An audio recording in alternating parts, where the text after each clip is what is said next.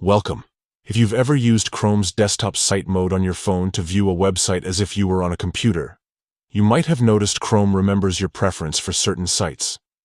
But what if you want to remove that desktop view exception and go back to the mobile version? Today, I'll show you exactly how to delete a desktop view exception for any website in Chrome, updated for the latest version. Let's get started. First, open Google Chrome on your Android device. Make sure you're running the latest version for the best experience. Next, look to the top right corner of your screen and tap the three dots menu. This opens up a list of options. From here, scroll down and tap on Settings. Inside the Settings menu, scroll until you find Site Settings. Tap on it. This section controls all your website-specific preferences. Now, keep scrolling until you see the option labeled Desktop Site. Tap on Desktop Site to open the list of sites that always load in desktop mode. Here's where you'll find all the websites you've set to always open in desktop view. Under Always Request Desktop Site, you'll see a list of those sites.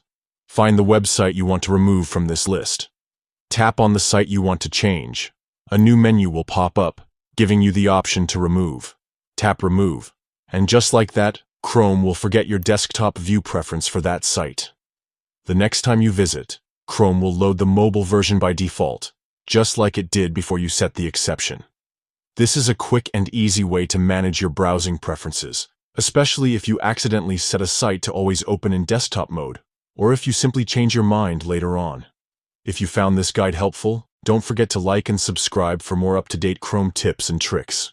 Thanks for watching and happy browsing.